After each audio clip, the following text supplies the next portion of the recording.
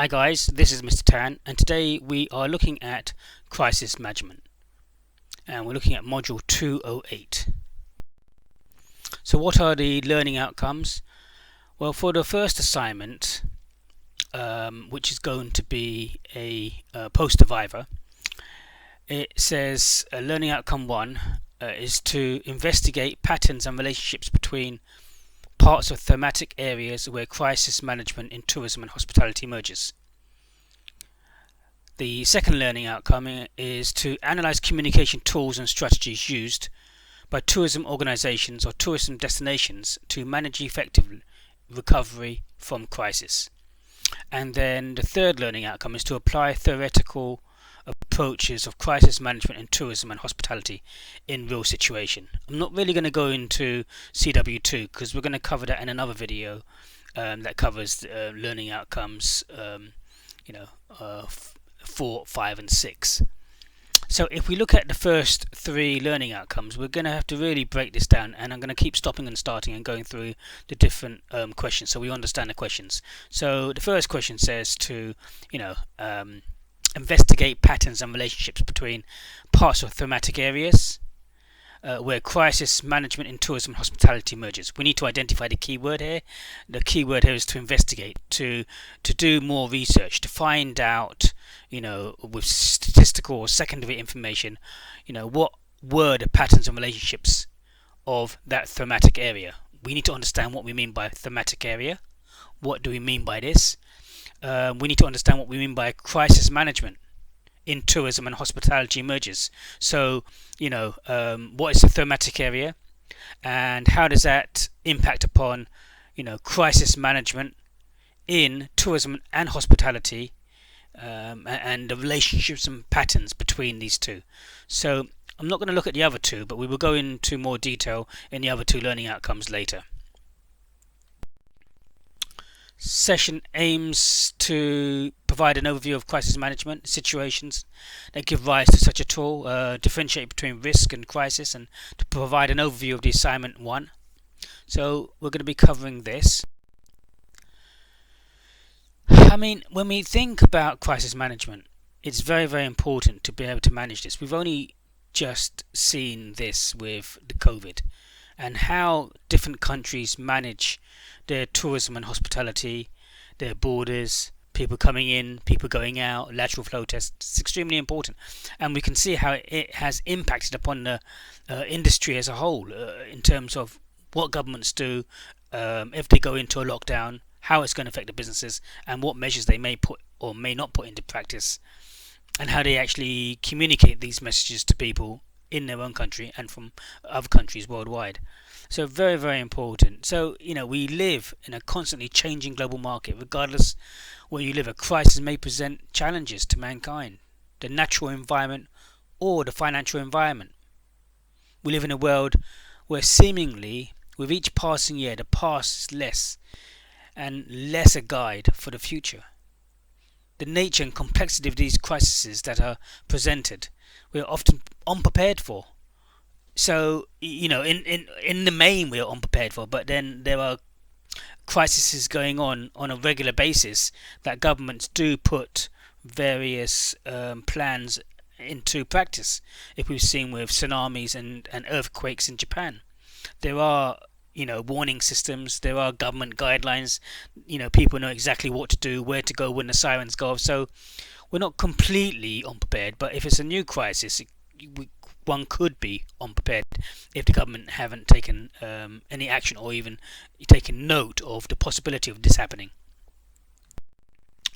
Thematic areas where crisis management and tourism and hospitality merges, that's the first part of the question.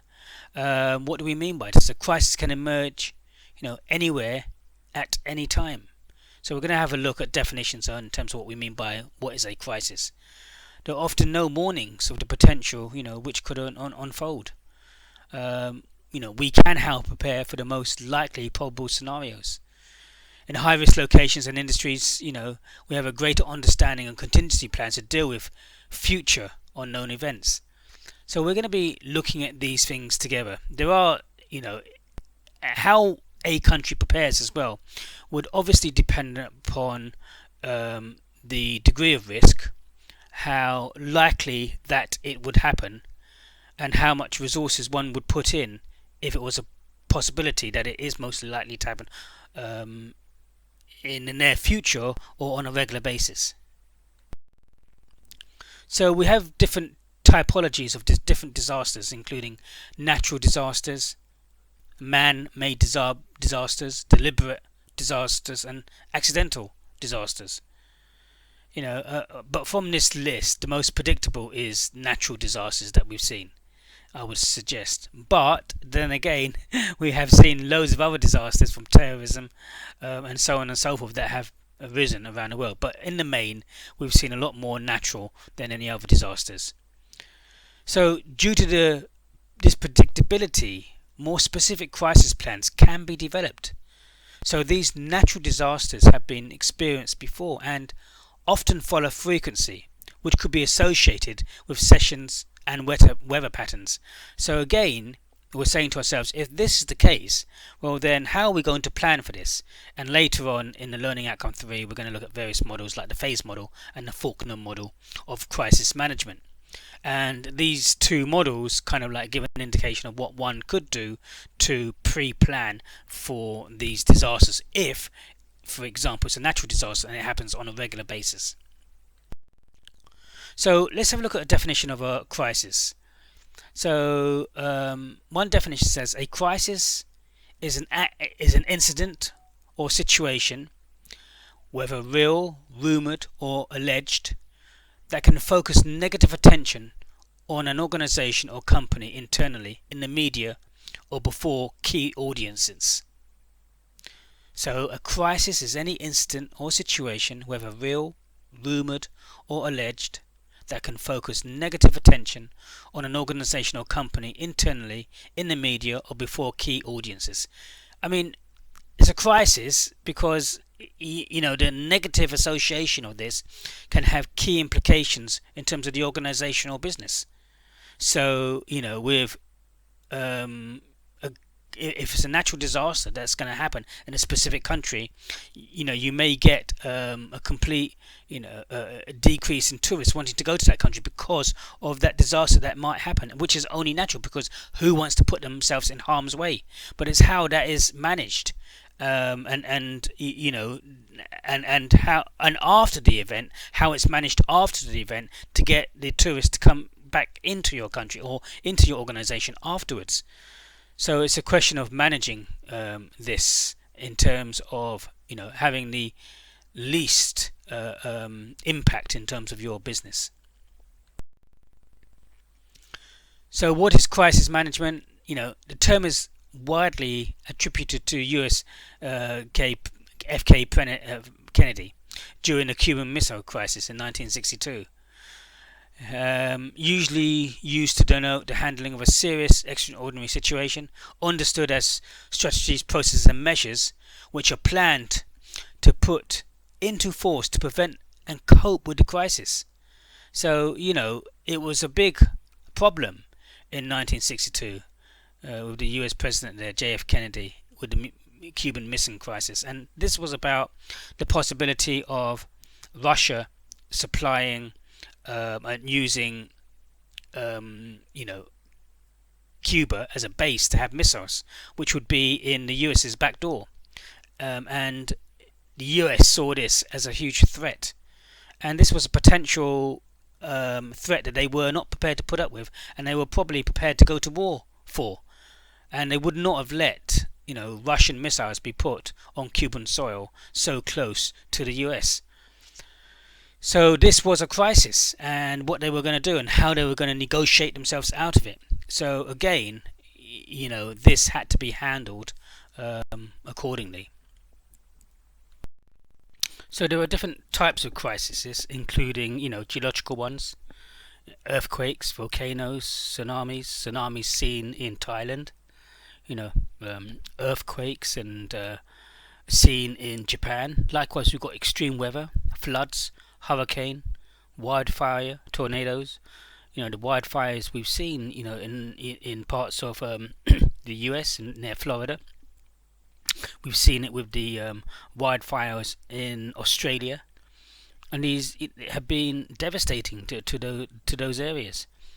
You've got society and political events, including crime, high crime, or political riots or coups, or terrorism, war. You have technological crises, including transportation or accidents. Health related, we've seen, all too often now with the new COVID, and the first COVID, the Delta variant, the Omicron variant, and now the new variant from France. So we've seen SARS, salmonella, cholera, malaria. We've seen economic crises in terms of the financial crisis, exchange rate collapses, and we've seen environmental human induced events, including ecological damage, oil spills. So there are a wide range of different types of crises on the different areas, including environmental events, including social political events, including health related events, economic and technological. So and these exist all too frequently all around the world. Impact of crisis on tourism and economic, social and cultural environment. I mean, this really goes to the heart of the question, because this, if you remember, the learning outcomes is to investigate patterns and relationships between parts of thematic areas where crisis management in tourism and hospitality emerges. So we're looking for the patterns and the relationships between the thematic area, the crisis management of those tourism industries in that thematic area. So, and it's where these two come together. So what constitutes a crisis can vary significantly in terms of loss of life or injury. While each crisis is a tragedy, the level of human suffering can touch dozens of tens of thousands of people. The impact of a crisis on tourism and its consequent effect on the economy and livelihoods of those who live in the community, more often than not, will be devastating disproportionately to the direct human toll. Because whether we're talking about domestic tourism, we're talking about international tourism, when a tragedy happens and you have lots of negative publicity, more often than not, people do not want to come to that area, unless it's dark tourism where people want to come specifically to see that. So if we look at some of the crises, we've seen the terror attacks, September 2001, 9/11, 2,973 people were killed in 4 separate airplane attacks. Air travel to and within the United States of America halted for days, and domestic travel plummeted. Job losses in tourism and tourism-related businesses were huge and lasted for years, particularly for those involved in inbound international travel. Overseas international travel to the United States excludes Canada and Mexico. Has still not reached 2000 levels, until 9 years later. If we look at the SARS, November 2002 in July and to 2003, 8,096 cases of SARS were reported and 774 deaths confirmed in 37 countries. Air travel and tourism, especially to and within Asia, dropped dramatically, but the impact was felt worldwide. Airlines in particular suffered major losses, as did many Asian hotels. Recovery began in the third quarter of 2003 and was back on track in 2004. So this happened in 2002 to July 2003. We can see how this continued to the middle of 2004. Indian Ocean tsunami in December 2004. When nearly 230,000 people died in 2 continents from a tsunami generated by a 9.1 impact earthquake. In the short term, tourism suffered huge declines and financial losses, leaving tens and thousands, employed in the industry. So, pandemic, H1N1 2009 worldwide, the novel influenza virus transmitting easily from human to human was first reported in Mexico in April 2009. Within 6 weeks, the virus had spread to dozens of countries, and by summer, it was declared a pandemic. The virus was unique in that it affected the younger, healthy people more. Fortunately, the mortality rate was relatively low. In the 20,000s, people died. Because of the human-to-human transmission and the major media coverage, tourism and hospitality was especially affected. So, and again, we got another example here of the earthquake in Haiti in January 2010. More than 200,000 people were killed, over 100,000 injured, and more than 1 million people in Haiti left homeless, with a 7.3 earthquake struck the capital Port-au-Prince and nearby communities. Tourism was one of the few relative bright spots in the country's economy and employment picture because of the earthquake. Haiti had just completed a tourism master plan as perhaps its best hope for economic and social growth, and it was in the first stages of the implementation. So, what had been difficult challenge now would take a lot longer to achieve and many more years to accomplish. But remember, we have to go back to the learning outcome. So, because this is saying, well, what do we mean by crisis? What do we mean by thematic area? So, what type of crisis are you talking about? And what is the thematic area? Is it a geological one? Is it a man-made one? Is it a terrorism? Is it a political one? Is it a natural one? What is it? And then what is the crisis in terms of the crisis management, in terms of tourism and hospitality? So what is the relationship between the thematic area and the crisis, and the impact that it has on the area of tourism and hospitality in that area? So, you need to find some more statistical information and secondary information to back up your facts, because looking at and investigating the patterns and relationships between the thematic area and the crisis and how it affected or has affected tourism and hospitality. So you need to do more research on this and when you're actually looking at this learning outcome. So here's an example here. If we look at the US terror attacks 9/11, so here we can see after September 11th, without policy responses, total change in tourist spending, minus 50.69 billion.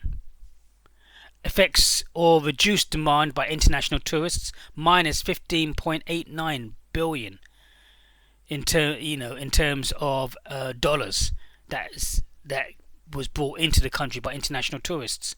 Effects of reduced demand for domestic air travel and tourism, 40.88 billion. So, we can see the effects of international, we can see the effects of domestic air travel, and we can see the overall effects without policy responses. Constant dollar to GDP, we can see that it had a minus effect on international tourists by 10.5 billion, and for the domestic air travel it had an effect of 17.97 billion US dollars in terms of GDP, gross domestic product. Net effect on government budget, change from the base, again net effect is a minus 2.6 billion for international travel and minus 4.94 billion for domestic travel. So again, if we go further down the table, we can see in terms of the FTE employment 1,000, there was minus 155,000 jobs impacted upon tourism and hospitality from as a result of international tourists, and as a result of domestic and international, just domestic inbound air travel from state to state. We can see that it had an effect of 248,000 people it affected in terms of people losing their jobs, minus in tourism and hospitality.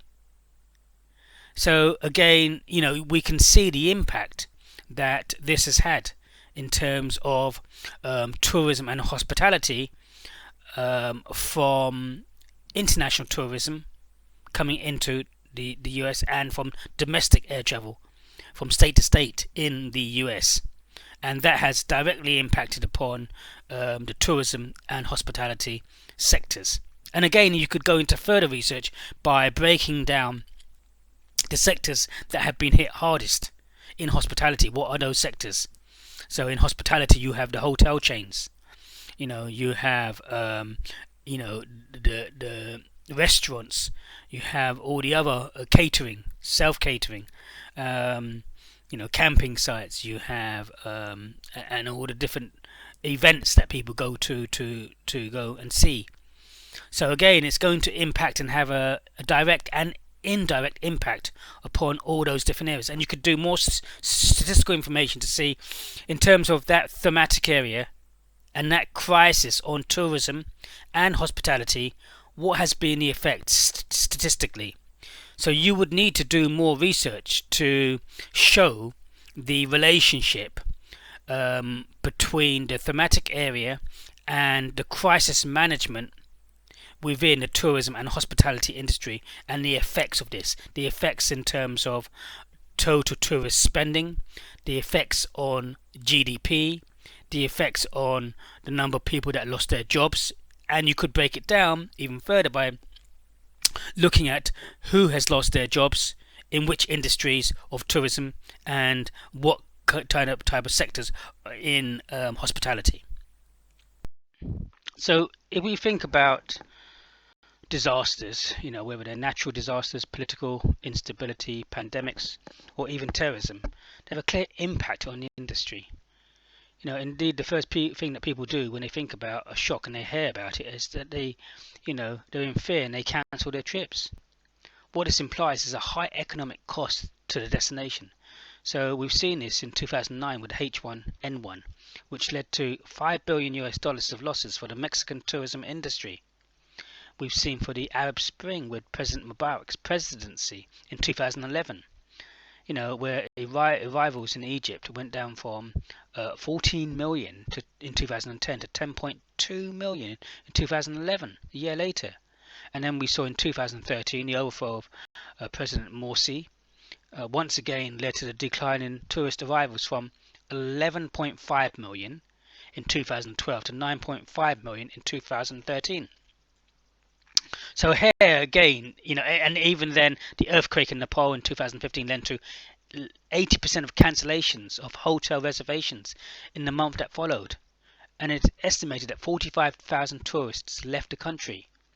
So, when you're doing your statistical research for Learning Outcome 1, where you're looking at, the patterns and relationships where the thematic area and crisis meet with the tourism and the hospitality emerges.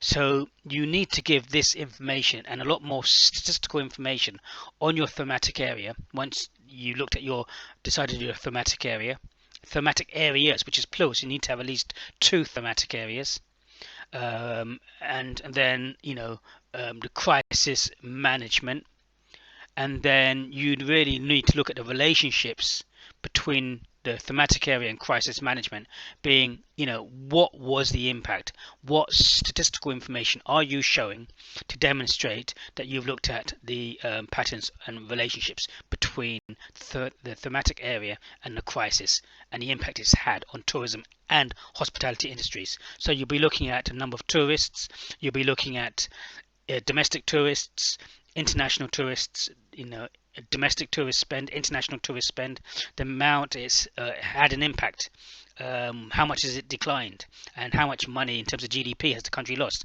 and what other market sectors can you say has the major impact and that it has had, like, for example, the earthquake in Nepal 2015, 80% of cancellations of hotel reservations in the month that followed. Do you understand? So you need to provide more secondary statistical information on this to meet the learning outcome. There are different classifications of crises, and this has an impact later on in the second assignment, but we're going to be looking at the basics now and be going into a lot more detail later. So there are potential crises, latent crises, acute crises, and natural and human-induced crises. So potential crisis. Crisis is imaginary or has not yet taken place. So this is the ideal base for planning and setting the crisis management goals. For example, a cruise ship imagining a mass food poisoning episode on a ship and planning accordingly. What will they do? What would be the actions? Latent crisis. A crisis that's already broken out, started to take place. Not yet identifiable according to normal company procedures. Normal company procedures are not yet subject to restriction. Example, on a cruise ship, some passengers have already complained of food-related illnesses. Not known how widespread yet. Acute crisis. This is the time that the most destructive effect of the crisis is perceived by the company. Company starts to try and cope. Perception is revealed by company communication.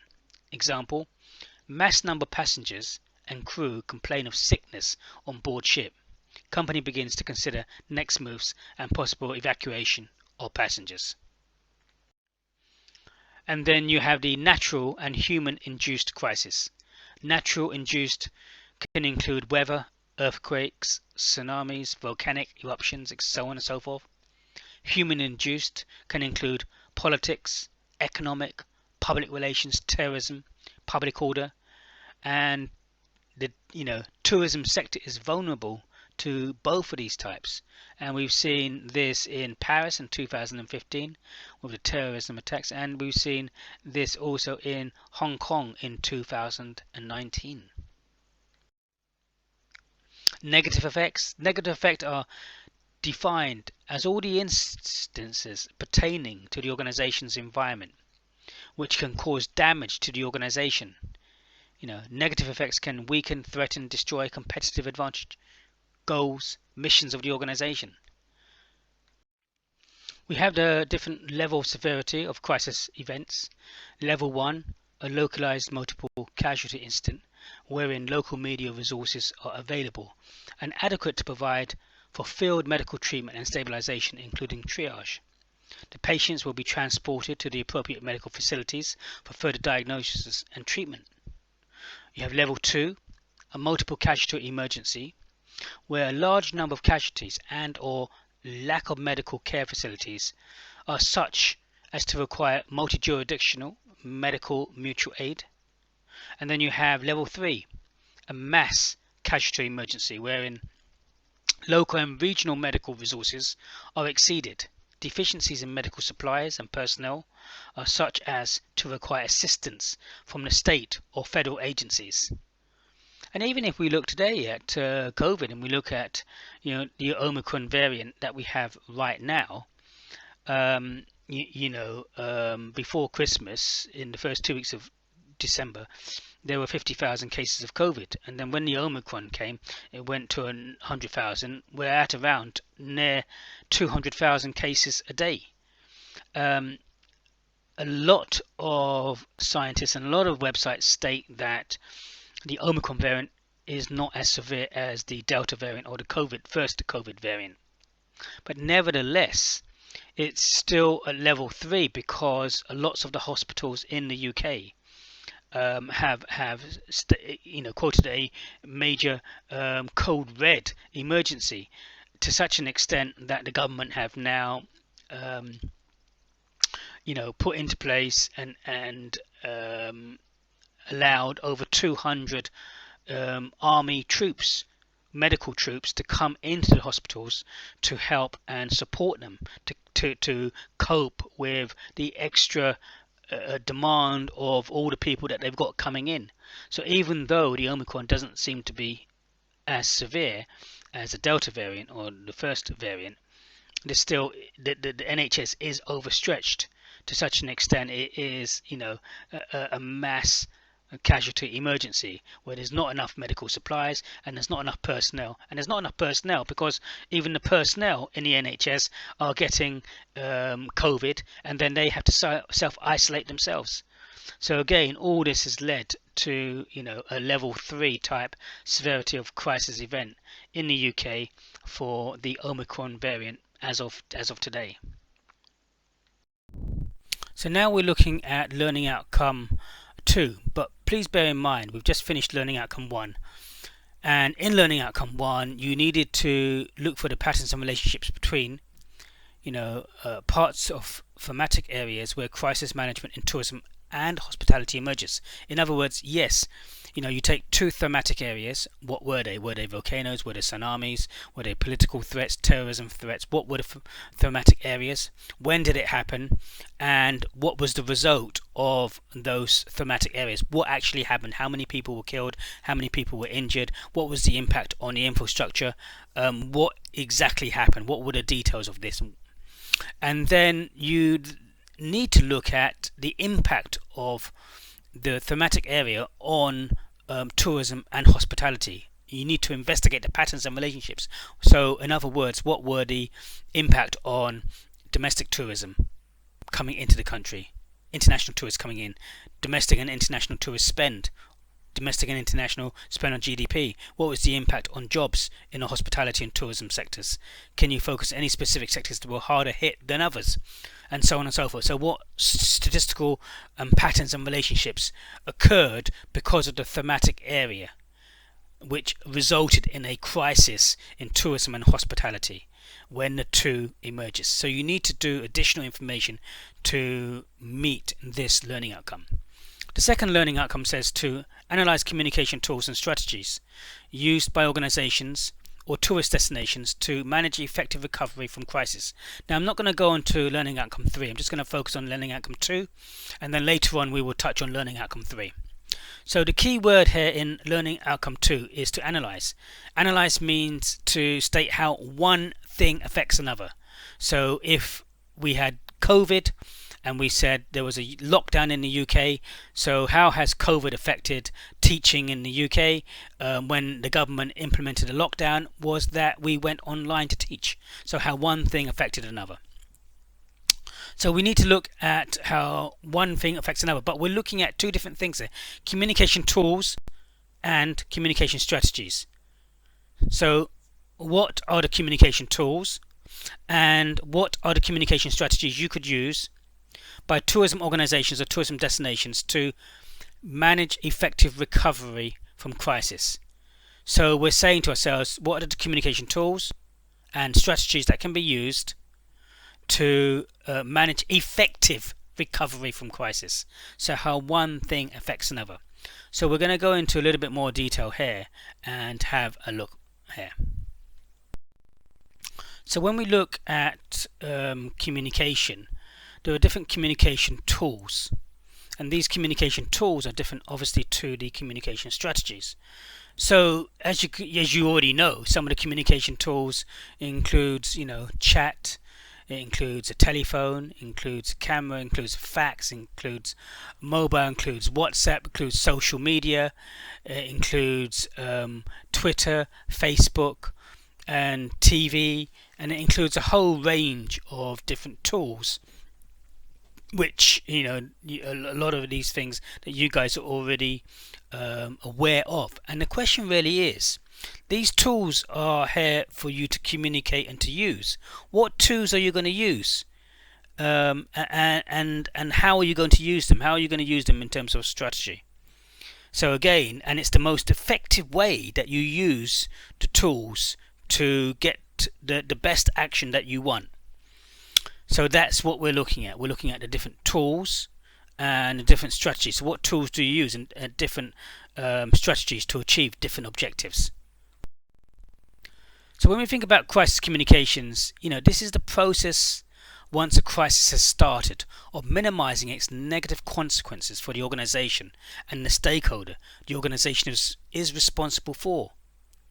It requires immediate decisions and countermeasures using all the communication tools at its disposal in order to influence and steer its development in a positive direction as possible. So when we're thinking about crisis management, it is understood as the strategies, processes and measures which are planned to put into force to prevent, and cope with the crisis. Okay, so we're linking in here the different communications and crisis management. It's understood the processes and the measures that are planned to put into force to prevent and to cope with the crisis. So we're going to look at the next 4 slides. We're going to look at how crisis communications differ from non-crisis communications. So C designates crisis communication, N designates non-crisis communication. So as regards to communicating to the team, designate and activate crisis communication team members and responsibilities, and set frequent meeting schedule to know, who needs to be involved at what level to get people to start to take action and to have regular meetings. In the non-crisis, this communication team crisis communication team is not necessary.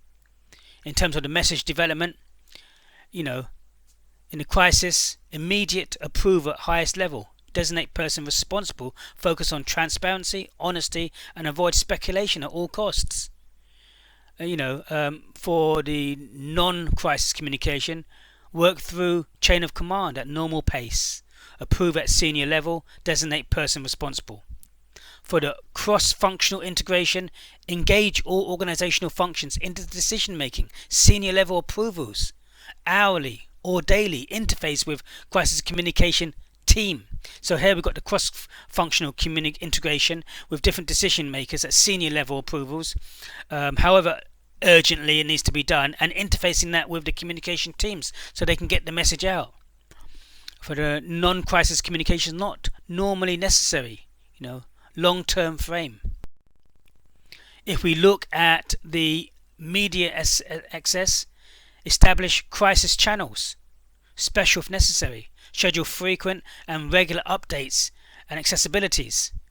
We've seen with COVID, with the government, they had, crisis with Boris Johnson and his team answering questions, and likewise Nicola Sturgeon and the Welsh Prime Minister as well. And they would have, set meetings on set days to give an update when we were in lockdown. So again, these updates were very, very important. So, and this will give a regular of frequent update, as well as answering questions as regards to what was happening, where and when, and why the government was taking the decisions that they were deciding to take. For non-crisis communications, in terms of media access, access only when desired, or for regular scheduled information. A spokesperson. For crisis management, establish a spokesperson. No other employee interaction with media without approval. So not anyone and everyone just saying what they want, but only specialized people giving information to the media who have been authorized to.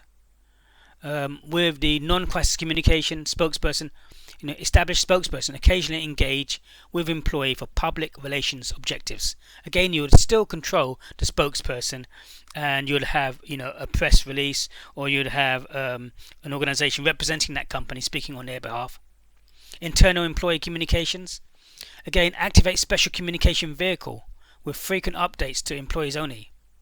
For non-crisis communication, use normal communication vehicles to employees and their families.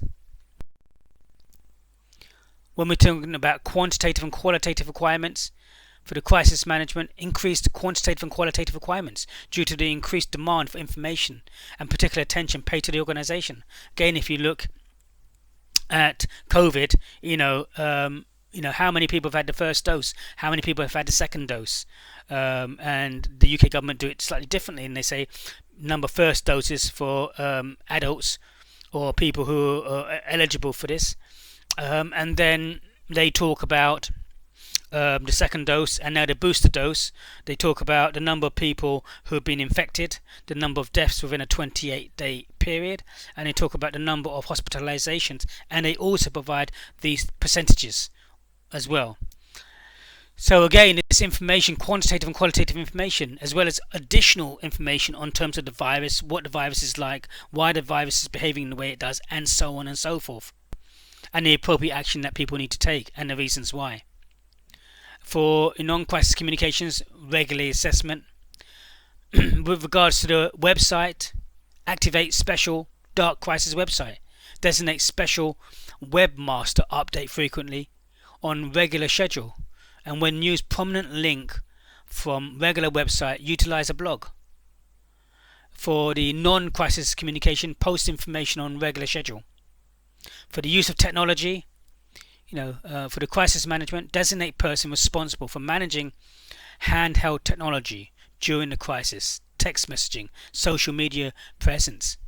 Target specific geographic audiences. Content will be sourced by media. And for the non-crisis communication, used for normal interactive communications with consumers, less likely to be sourced by the media. Then if we look at customer communications, post frequent updates using traditional and new technology vehicles can likely become starting point for social media, mass media reporting. Press conferences for crisis management, set frequent schedule. Do not deviate without excellent and obvious reason. Same location and same spokesperson. And a timeline, frequency availability for crisis management. Set frequent schedules for all announcements and availability. Do not deviate from this. And we've seen this as well. Frequent schedules and announcements set by the government and the scientific team and other members answering questions. And this, and likewise, press conferences and customer communications. This was done during the pandemic, and is still being done. And then we also have a measurement assessment. Measure media and public exposure, hits and perception early and often. Survey multiple times by post-crisis, including 3, 6, 12 months after setup interview process for immediate assessment and recommendations for corrections. For non-crisis communications, this is just normal measurement. And also fact-finding. For crisis management, designate person for gathering and assessing facts related to crisis event. Note that a crisis, where a traveller voluntarily took on risk will be accepted as less tragic than imposed dangers, and damage possibly from magnitude are subject to a distorted perception based on the susceptibility and availability of the crisis event. But for non-crisis communications, this really is not necessary. So we can see here the difference between crisis communications and how these crisis communications differ from non-crisis communications. The communication tools and the communication strategy in terms of how it is conducted and how it's executed will be different. We also have victim care, crisis communication, establish special communication channels, designate team and persons responsible for working with the victim families, establish procedures, gathering locations, policies for providing assistance, establish a chain for immediate approvals at the highest level. And for non-crisis communications, use normal communication channels for customer care. Background materials for crisis communications. Designate a person for assembling comprehensive background information and materials on an organization. Make accessible online and hard copy and any who request it. And for non-crisis communication, available normally but not easily accessible. So we can see the difference here in terms of the different areas: background material, victim care, and so on and so forth. The different communication strategies and different communication tools will be used to communicate those and achieve the objectives of that. So challenges to effective communication. Regardless of the crisis and its unique challenge, the best way to respond to each of these crisis events is still to provide timely information that is accurate, credible, objective and transparent, so that the key stakeholders can act on it and travellers can modify their behaviour in order to ensure their safety. An example of communication targeted to a particularly challenging and specialised crisis is the health event, like a communicable disease. Unlike most natural events, health events can be dynamic, requiring rapid modification to the communication message and a recommended course of action. The vehicle for communicating the message might need to change as well. So when we're thinking about the communication strategy, you need to have an overall objective. Establish an objective. An example of an objective is to mitigate the effects of the crisis so that the visitors and other impacted are cared for and the organization's reputation and viability is maintained.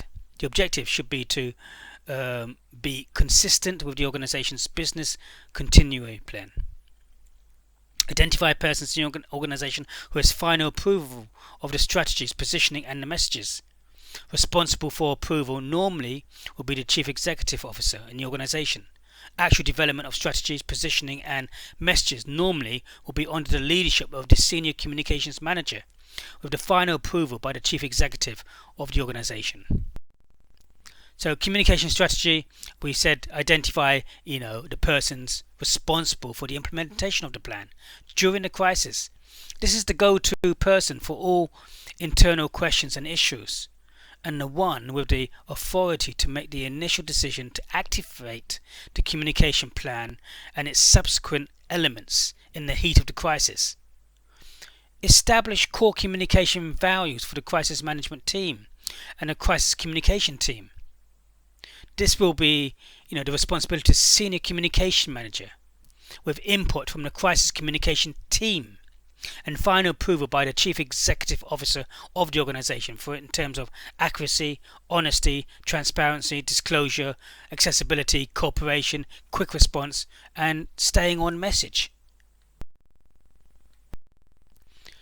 Crisis management team, identifying responsibilities and procedures. Identify the members. At a minimum, the following positions of the equivalent within the organization should be represented: a Chief Executive Officer, Senior Operations Manager, Senior Marketing Manager. Prepare the written objective and the responsibilities of the members. So you need to define a specific objective of the team and its parameters. Clarify as much as possible the limitations of the team in both the scope and timing in order to reduce overlap with normal functions of the organization and their possible disruption. For example, define the line between normal operations and the authority of the team to implement operational changes. Prepare written procedures for the team. When a crisis occurs, develop written procedures for how the crisis team should operate during a crisis. Backup options should be prepared for the following items: where the team will meet, when the team will meet, who will chair the meetings. Identify staffing procedures, develop contact list, print and do it electronic as well, of home, cell, office number, phone numbers and email addresses for the staff persons responsible for each of the functions listed in the previous sections. Identifying key audiences, developing and maintaining media and stakeholder lists. Media, print, TV, radio, web, update at least every 6 months, particularly for web. Employees, update regularly by human resources. Maintain separate lists for home, families, for possible use as appropriate. For customers, contact information for priority, frequent customers, first and occasional customers, second and previous 12 months. Industry, list of the key travel industry partners and vertical industry sector associations. Suppliers, list of the current suppliers in descending order by volume and importance.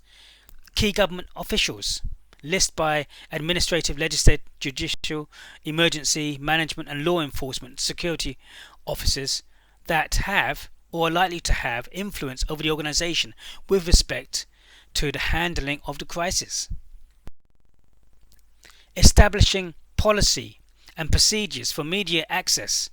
Strategy on, stay on message. Incorporate an approved key message summarizing the organization's position and response during the crisis into every communication to the media.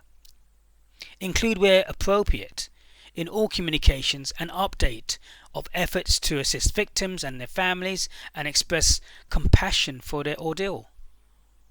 Provide accurate information on all issues requested by the media that are pertinent to the crisis. The media interpretation of pertinent will be broader than yours, so try to accommodate the media within reason. Prepare, to have available the following materials, including press releases, statements, fact sheet information, background on organization, prepared to have questions and answers and to take points. So all this should be prepared in your strategy, and then how the communication tools that you use to actually implement this. Identifying, a spokesperson for conducting media training. Identifying the primary persons authorized to speak with the media. And the criteria for selection would be experienced and skilled in handling media, comfortable in front of TV and calm in front of reporters, speaks clearly, concisely, stays on the message and doesn't get distracted. Identify the backup person authorized to speak with the media. Identify media training capability and have spokesperson, backup spokesperson, and designated senior officers undergo training. Establishing the facts and findings procedures, identifying key issues and influencing factors, identifying persons responsible for gathering information on the crisis, identify key issues and influencing factors related to the crisis. Establishing a communication tree, procedure and schedule for providing updated information on the crisis to the persons responsible, and identifying the person responsible for gathering key information on the organization. So we can see here a whole range of different strategies that you would need and the different tools, communication tools that you would need to implement these. In addition to that, you've got establishing victim notification policy and procedures for handling families, identify a staff person responsible for gathering and maintaining contact and other vital information on victims and their families immediately on the onset of the crisis. Prepare a statement of concern for immediate release customized for the particular crisis, followed by a press conference where feasible, and then ongoing communications that shows compassion for those affected. Measuring results of crisis communication. Efforts established a procedure for measuring the performance of the organization and its relationship to quantitative and qualitative media coverage of the crisis in order to determine the effectiveness of crisis communication efforts. So, we've looked at all these different communication tools and the communication strategies in terms of what you would need to do, what would be the strategy, all the different steps and all the different stages and the things that you would need to do, and then the communication tools that you would need to use them in, which goes to the heart of learning outcome 2. And if we just refresh our memories, learning outcome 2 says to analyze communication tools and strategies used by tourism organizations or tourist destinations to manage effective recovery from the crisis. So we're talking about all these policies and procedures being put in place in terms of the communication strategies, and we're talking about the different communication tools that could be used to achieve effective achievement of those communication strategies. But the other thing that we now need to bear in mind, if we go back to learning outcomes, I might be able to refresh your memory. The third learning outcome says to apply theoretical approaches of crisis management. So apply theoretical approaches of crisis management in tourism and hospitality in a real situation. So all of this is interlinked because the different theoretical models we're going to use, and I'm going to talk about now, are going to be the Faulkner disaster management model and the phase model. So again, we've talked about thematic areas, we've talked about crisis management and the relationships and the impact it has on tourism and hospitality, and we've talked about different communication tools and communication strategies, but these are not in isolation, these are all linked together. So now obviously we look at the models, but the communication tools and the communication strategies will be used at different stages as we go along explaining these different models.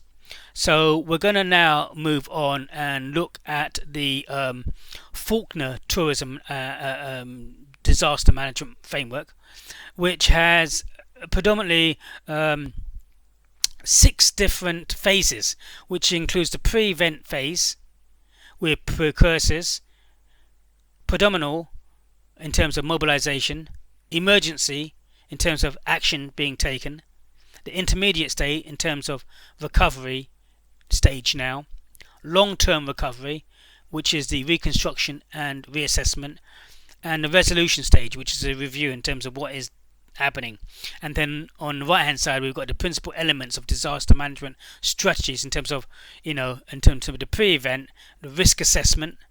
And that kind of risk assessment, again, we looked at the different risk levels before, if it was acute or if it wasn't as acute. And then we've also got disaster contingency plans put in place. And all of these kind of link into what you're going to do in terms of your communication strategies and what tools you will use in those different phases, different elements of disaster management response with those different phases. So if we look at Faulkner's Tourism Disaster Management Framework, the simplified version, we can see at stage 1, the pre-event phase, which is the disaster contingency plans, scenarios or possible assessment plan, which play a major role in disaster management strategy. And this again will depend upon the level and degree of risk that one sees of this happening and the potential impact. So how likely this is to happen, from not very likely to very likely, and the degree of impact that it will have. So those two events and scenarios would impact upon how much resources a government or company or industry sector might plough into this to take possible action or not. Then stage 2 is the prodromal phase. The disaster is imminent and the warning systems and command centers are established. In the second phase, the contingency plan actions are actually initiated. Then you have the emergency phase, stage 3, and here the disaster effects are felt and actions are necessary to protect people or property within the industry. Stage 4, which is the immediate phase, short-term immediate needs of people have to be addressed by emergency and rescue teams. A clear, media communication strategy is critical to this phase. Then we have stage 5, which is long-term recovery phase. The damaged infrastructure has to be rebuilt and environmentally damaged areas has to be reconstructed. And here you have the 5A recovery of damaged infrastructure, includes roads, water, electricity, hotels, transport and other services. The 5B, which includes marketing responses by individual firms, DMOs, STOs, NTOs. 5C, adaptations to the system itself, as rebuilding occurs. And then you have stage 6, which is the resolution phase. The phase, corresponds to Smith's 1990 feedback loop, where existing assessment methods or contingency plans are actually improved. So here we can see the Faulkner model in more detail. So you've got, on the left hand side, you've got the pre-event followed by the prodromal, the emergency phase, the intermediate phase, the long-term recovery phase, and the resolution stage, looking at and reviewing and see what things can be improved upon. And if you go into more detail into the middle column, we can see the different elements of the disaster management process. So, if we look at the pre-event, actions taken before the disaster has actually occurred, then you're looking at, appoint a disaster management team, identify relevant public, private sector, agencies, organizations that would be required in the event that actually happened. So, if you talk about terrorism attacks in London, and we looked at the terrorism attacks on the London bridges. So, what in terms of this potential threat, what organisations might be involved? Well, you've got you've got the NHS and emergency services. You've got the armed response services that need to be in the right location or nearby to be able to act quickly, and so on and so forth. So these and many other organisations that would be involved, and training to take place just in case this happened, so everyone would know what was the warning sign when the go was given to go. Then everyone would take action. Additional things like establish coordination, constructive framework and communication system, which again leads back into your communication strategies, and then the tools of communication that you will use to achieve those strategies. Develop documentation and communication disaster management strategy. Again, linking back into your communication strategy and communication tools. Education of industry stakeholders, employees, customers, and community. Even if we look at Japan and we look at tsunamis and earthquakes, well, the country have warning systems. They have set procedures that when these systems go off, that people are supposed to move to designated places and to get out of buildings, and if they can't, then they are to reside on the desks and tables that are secure in case of falling material and falling buildings. Agreement on and commitment to activation protocols.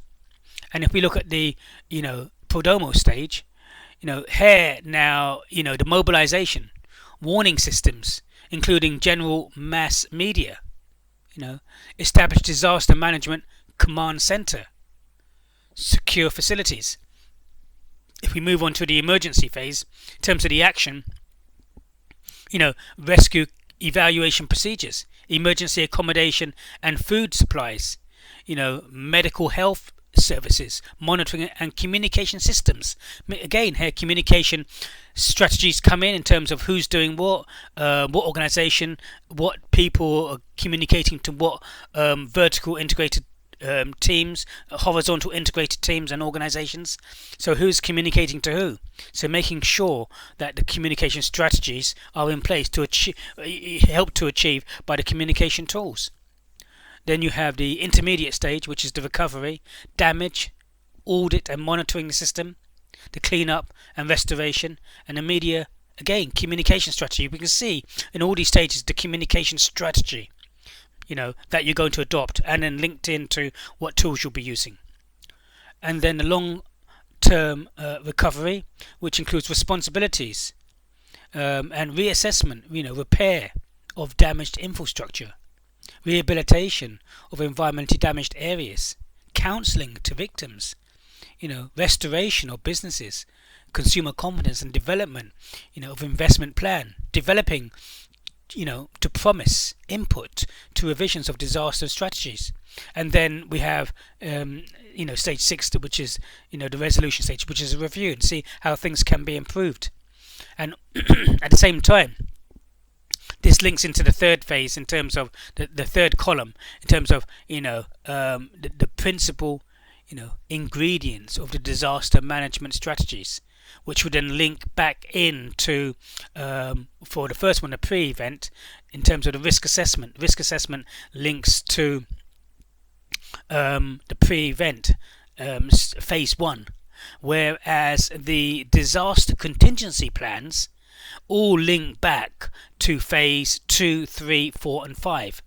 So the disaster contingency plans links back to phase 2, 3, 4 and 5 of the Faulkner model, whereas the risk assessment plan links back to phase 1 of the pre-event phase. So if we look at this, then we're saying that we apply this to the thematic area in terms of you can apply this to actually what actually happened and what action took place between all these different phases, and you have to apply it, because if you remember the learning outcome, it says apply theoretical models of crisis management to a thematic area. So you need to apply at least 2 models to your thematic area to see how it was actually conducted and what happened in those different phases. So you can't just explain the model in isolation. You need to explain the model linked to your thematic area and then providing examples of that thematic area in relation to these different phases.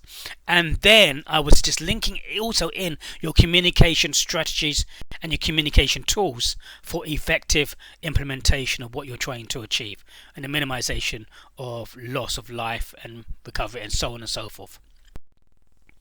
And then we have another theoretical model, and this model is the phase model of tourism crisis. And again, here you have 4 kind of sections. You have the pre-disaster phase, and in the pre-disaster phase, in the dark and the light blue, you have the how prepared someone are, the prevention, and the mitigation. That kind of leads into the crisis response, and then the disaster phase. And within the disaster phase is, housing, provision, crisis capability, emergency management, which leads into the emergency direct response, rescue and relief, which then links in going to the outer in terms of the housing, provision, crisis capability and emergency management. So it goes from inside out. The disaster phase leads on to helping, create the structure, which is the post-disaster phase. So starting from the center, you're going for the short-term response, rehabilitation, rebuilding, redeveloping, and then links into the arrival of tourists and community events in terms of leadership and change and housing provision. And then this links in the post-disaster phase, links into the energizing the community in terms of the recovery stage, which leads into the long-term strategy and renew. And then on the outside links into the networks, DMO support, recovery marketing and new tourism, which then goes into the collaboration stage and back to the pre-disaster phase. So this is, and a lot of these are kind of incorporated also within the Faulkner model, but the Faulkner model has 6 different phases, whereas the phase model of tourism crisis has 4 different sectors, and it leads from the inside to out. And if we look at the impact on destination life cycle, again, this will have an impact depending upon, if we're at the consolidation stage. It could be a critical range of the elements' capacity to, determine how this is going to affect tourism in that area, as we've seen with Egypt and the terrorist attacks there from 2010 to, and also the change in regimes as well, and the political instability from 2010 to 2014.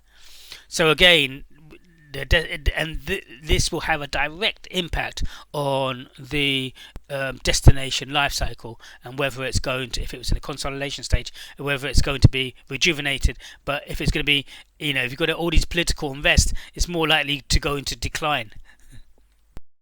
So now we're going to try and apply a thematic area that happened with East Japan's earthquake, with a tsunami in 2011. So the magnitude was a level 9 earthquake, the largest in Japan's recorded history, and a number of devastating tsunami waves hit northern Japan on the 11th of March on 2011. The maximum height of the tsunami was 17.6 meters observed in Okanagari prefecture, an area of more than 507 kilometers were inundated. The total reported toll in Japan was 15,683 people killed, with another 4,830 people missing, with 27,000 people being rescued. So the main industry of the area was the fishing and tertiary industry, but the area used to be quite a popular domestic tourism destination. In Ishinomaki, the maximum height of the tsunami was 8.6 meters, and these waves were inundated by about 30% of the coastal plains. 2,960 people were killed and 706 people were still missing as of September 2011. About 2.2% of the population, 70% of Ishinomaki's houses, 53,742 were affected, of which 40%, 22,357, were completely destroyed, and 50,000 people were evacuated from their homes to 250 shelters.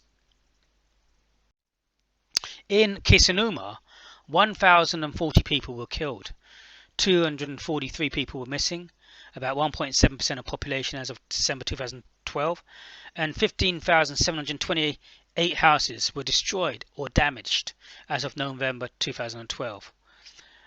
So, both the fishing culture that supported the economy and the coastline and peninsulas were attracted tourists were completely destroyed and had a huge impact on the area.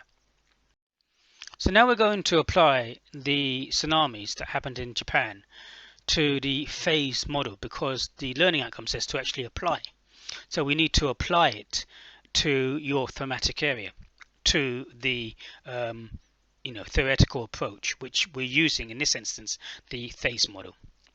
So we start off with the disaster phase and emergency response shortly after the event has taken place.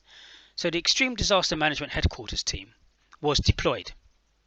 Immediate emergency remedial action was taken, rescuing victims, creating shelters and restoring damaged infrastructure. Government response and aid teams and businesses, as well as individual community members, all played significant roles in coordinating first aid and organizing rescue in the shelters. This phase of the disaster life cycle was especially characterized by chaos and extreme complexity, requiring spontaneous, instinctive, and quick decisions to be taken place.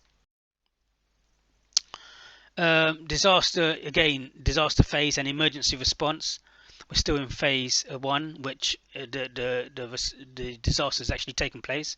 The hotel manager stated that in their hotels shelter for 600 residents, and that they, considered it a duty to provide shelter. So hoteliers provided shelter for victims.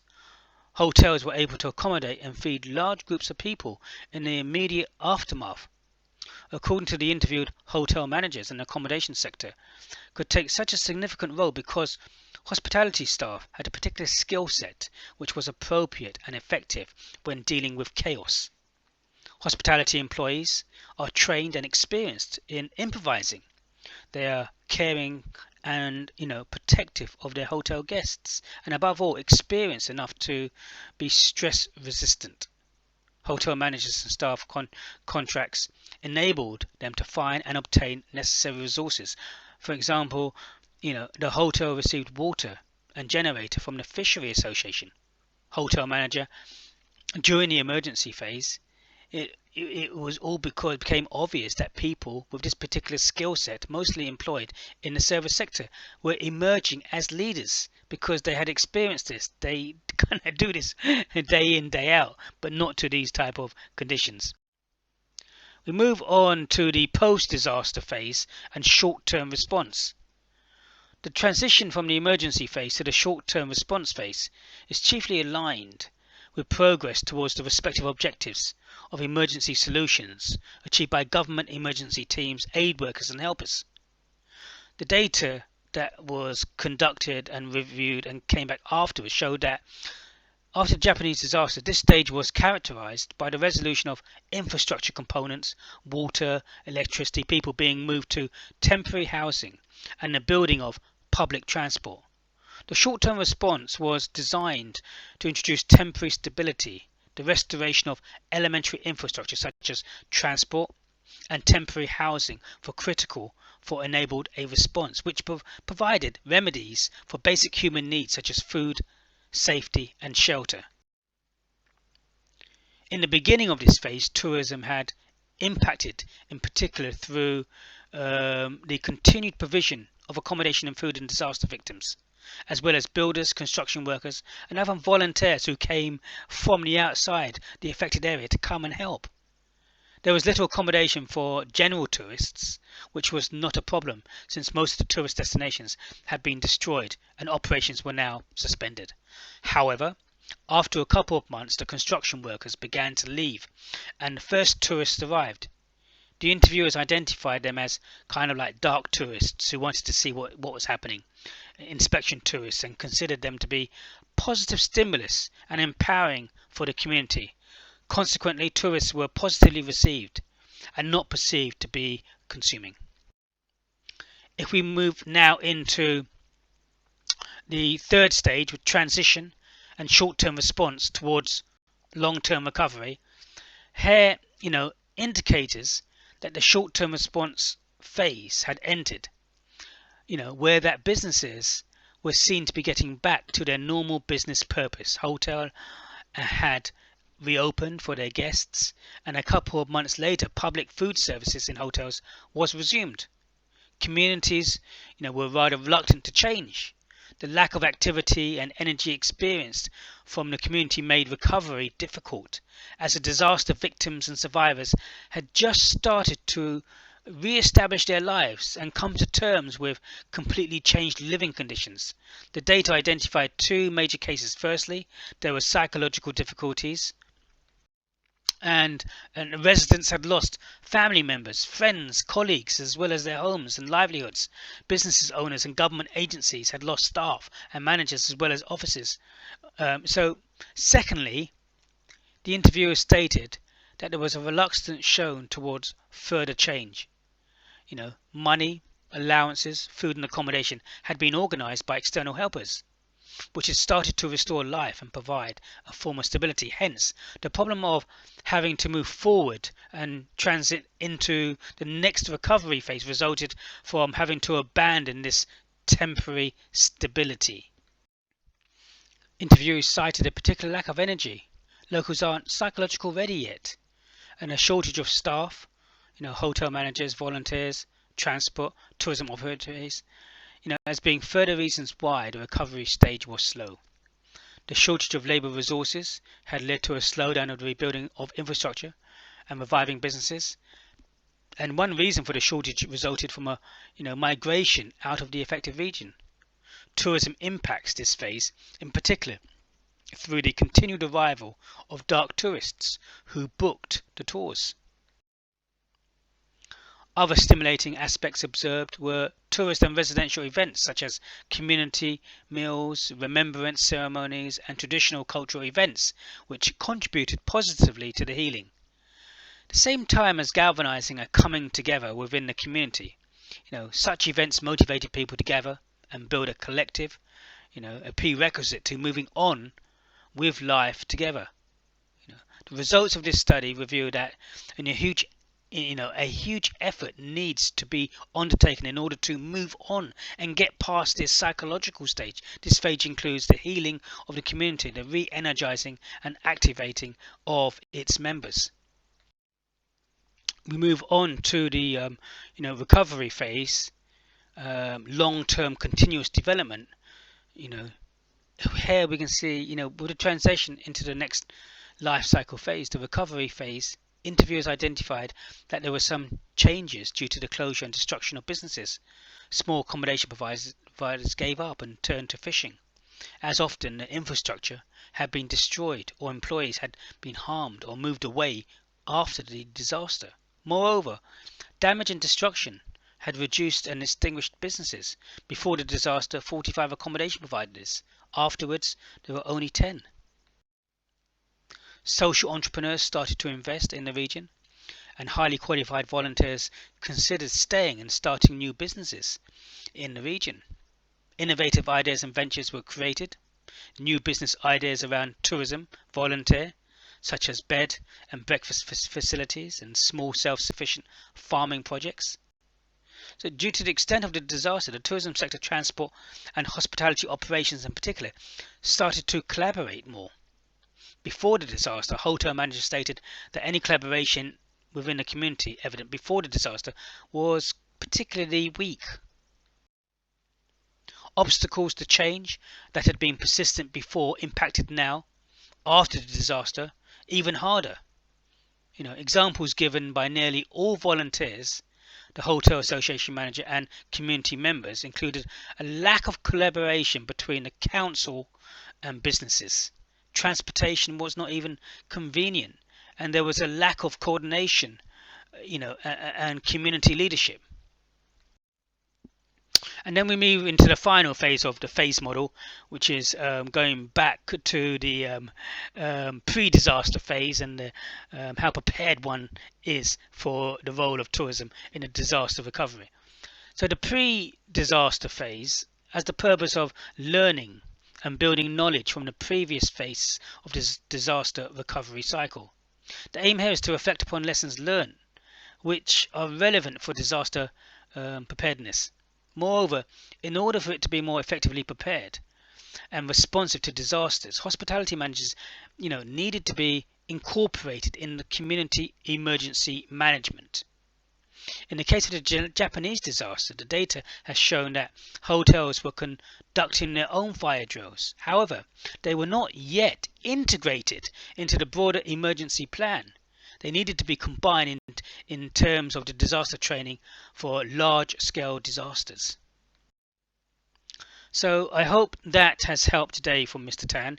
Kind of like cover the areas for learning outcomes 1, 2 and 3 that you need to cover. And if we try and go back, I don't know if you can remember the learning outcomes, but the learning outcomes was to investigate patterns and relationships between parts of thematic areas where crisis management in tourism and hospitality emerges. So here we're looking at the thematic area and the crisis management, and what actually happened there, what was the response, and then how it affects the patterns and relationships between hospitality and tourism, statistical data and information in terms of number of tourists domestically, internationally, how that has affected the money coming into that area, GDP, effect on GDP, effect on jobs, effect on specific hospitality areas, as I gave you with the example of 9/11. The second learning outcome was to analyze communication tools and strategies, used by tourism organizations or tourism destinations. So either the organization can use these strategies and tools, or a destination could use these strategies and tools to manage effective recovery from crisis. Okay, so, and we went through all the different strategies that you could use, and also the different communication tools that were available to use. And then the third learning outcome was to apply